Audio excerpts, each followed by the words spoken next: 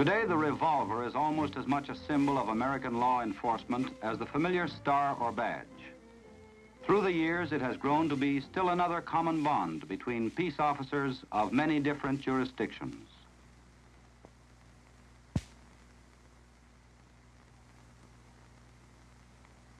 There is a revolver to suit almost any taste. Some officers like a plain model with simple holster to match, such as those issued as regular equipment to special agents of the FBI. Others may prefer an ornate, nickel-plated gun, such as this automatic pistol, with intricate engravings and a tooled leather holster to match. Take your pick, but remember one thing. Plain or fancy, a revolver is no mere ornament or decoration. It's a most important and vital piece of your official equipment. Learn to use it safely and effectively. Your own life or that of someone else may depend on how well you handle it. Always remember that a loaded revolver is no respecter of persons. It will kill anyone at whom it is pointed, whether that person is the holder of the weapon, the criminal, or an innocent bystander. Never point your revolver at anyone unless you are justified and are ready and willing to kill that person. In combat training, emphasis must be given to shooting double action at close range, for this most nearly duplicates the situation that may lie just around the corner for any officer on duty.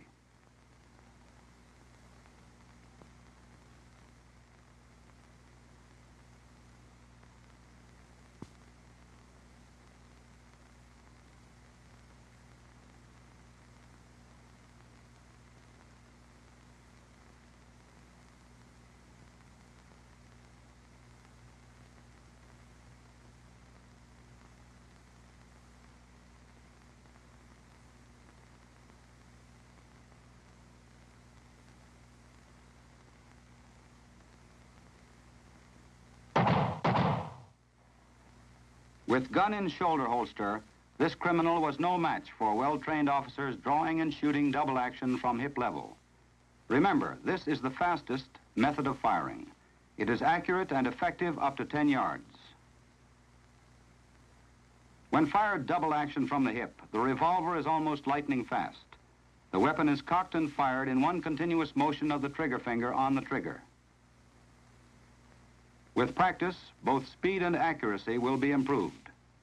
Note the grouping of shots on these targets. They were fired at 7 yards from the first position on the FBI practical pistol course. However, without good form, speed and accuracy will be no better than hit or miss. Above all, learn good form and practice it religiously.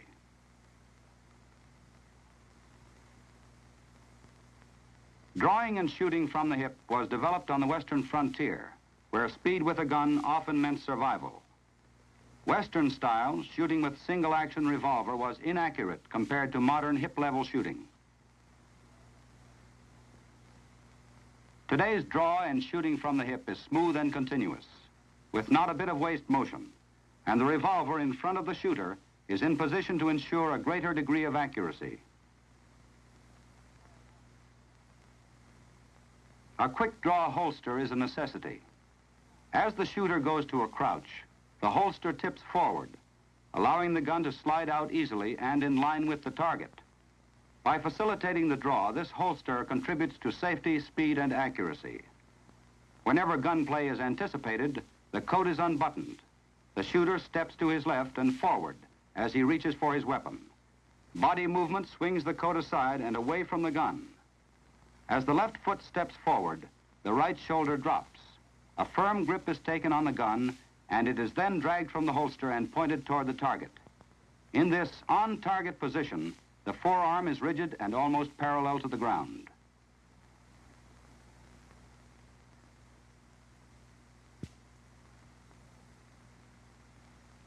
Your grip is of utmost importance in double-action shooting. Since the trigger pull is about 3 times that of firing single action, the grip must be tight. By keeping the trigger finger outside the trigger guard until the gun has cleared the holster, danger of accidental discharge is minimized. Such a juggling act can be dangerous. It wastes vital time that may mean the difference between life and death. The shooter must be prepared to take a proper grip at the instant he first puts his hand on the weapon.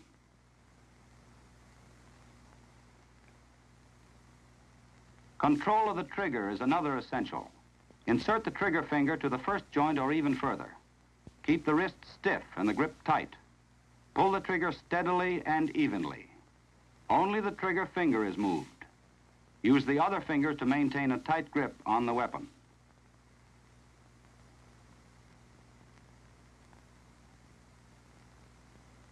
Pulling the trigger unevenly or jerking it and breaking the wrist are two faults of double-action firing that result in inaccurate shooting.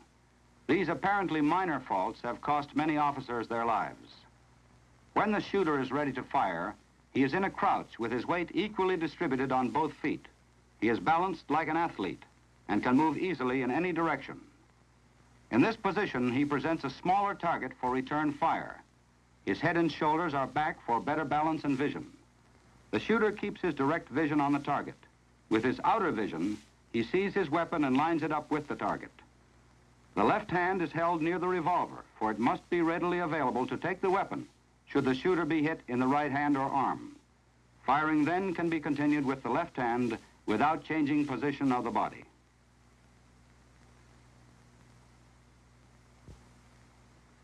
This student illustrates the rule that when the weapon is returned to its holster, the other hand must not assist in any way. Use only the shooting hand. Never cover the opposite hand when holstering your revolver. Make certain you learn how to holster your gun properly, using only the shooting hand. Remember, in all close-range double-action shooting, in contrast to bullseye shooting, your direct vision is on the target.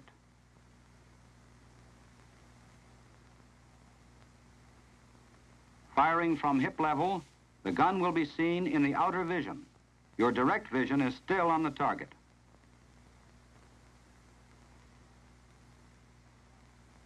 For close-range shooting, bringing your revolver to hip level is faster than raising it to eye level.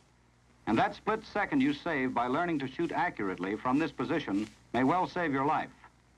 Effectiveness of hip-level shooting decreases as the target becomes more distant. Therefore, at ranges greater than 10 yards, bring the revolver to eye level. Fundamentals employed here are the same as in hip shooting. The crouch, the draw, the grip, and the trigger control do not vary. It is important that the shooter does not change his method of draw when firing from shoulder level. It should be the same fast, smooth motion that he uses when firing from the hip. There is only one difference. Instead of halting at hip level, the shooter swings his weapon up to shoulder level.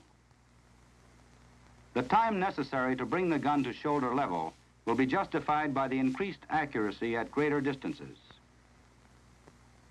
Eye-level shooting is properly called point shoulder shooting.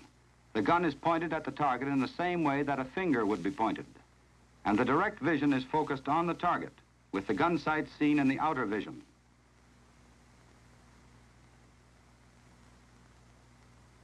A basic principle in defensive combat shooting is to make yourself as small a target as possible for return fire. The officer in a crouch position is a smaller target than if he were standing upright. In the kneeling position, he further decreases his target size. To assume this position, take a short step forward and to the left. The other knee goes to the ground, and at the same time, the shooter draws his weapon as for hip or point shoulder shooting. In addition to being a smaller target, the shooter has adopted a steady position. He is still mobile and can move quickly if it is necessary to do so. Maximum protection from return fire is afforded in barricade shooting. Shooting with either the left or right hand, this training simulates the time when you may have to use a building, a telephone pole, or an automobile for cover.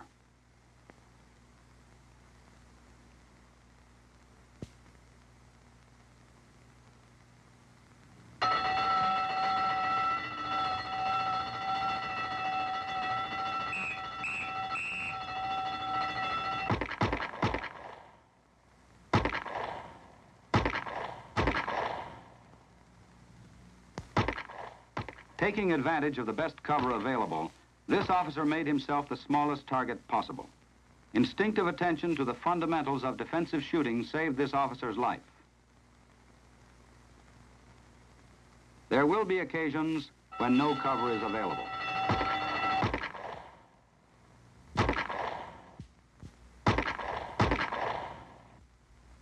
This officer learned his defensive positions well.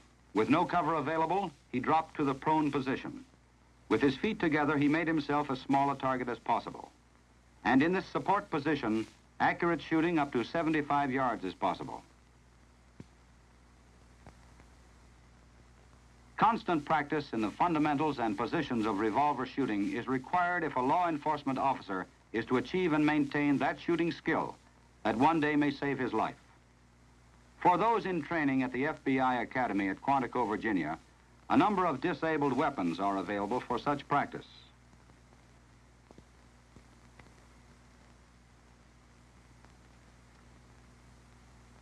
Each such weapon has a red grip to indicate that it has been disabled.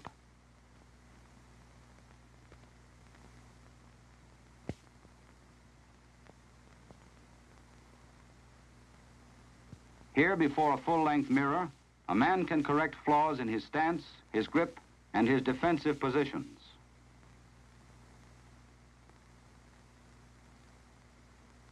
Since gun battles are not necessarily limited to 5 or 6 rounds, constant practice in loading and unloading is required. For this purpose, dummy cartridges are available. Ejecting the empty cartridges and reloading is practiced and practiced until it becomes almost second nature.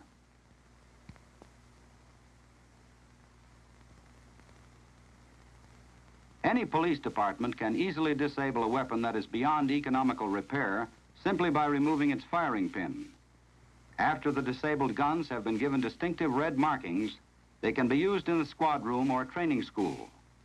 Dry firing and position practice can be accomplished safely with such distinctively marked disabled weapons.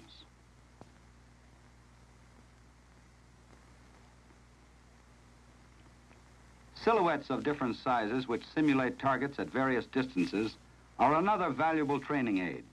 Presenting a realistic picture to the shooter, they closely simulate actual firing conditions, and they can be easily and inexpensively installed in any squad or training room.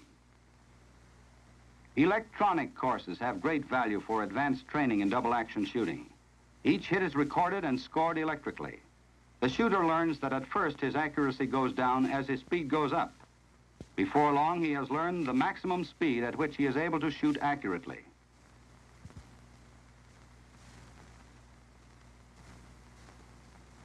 On the electronic dueling course, students are in direct competition. Here, essential speed and accuracy are developed under conditions similar to an actual gun battle. Through electronic control devices, the winner is determined with split-second accuracy.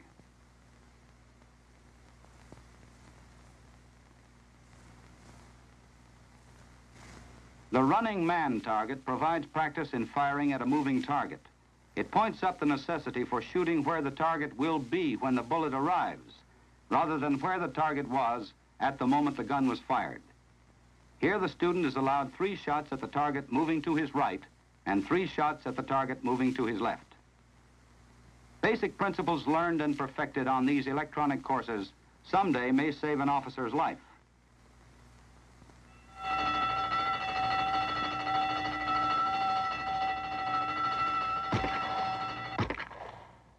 The officer fired from the hip to get the first burglar. Remaining in crouched position, he shot the second, using eye-level point-shoulder technique. He employed basic principles taught in all 3 electronic courses. Because this officer was well trained and kept himself in training, he survived. The revolver can be a lifesaver for the law enforcement officer and the person he is trying to protect.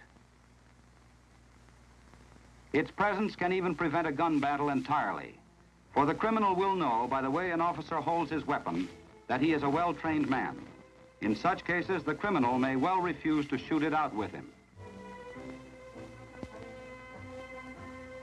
But there is a price that must be paid for this. That price is thorough training, constantly practiced and regularly renewed on the range. In no other way can you buy the art and skill of fine marksmanship. So learn the fundamentals of good shooting. Practice them regularly and diligently until they become an instinctive part of everything you do with your revolver.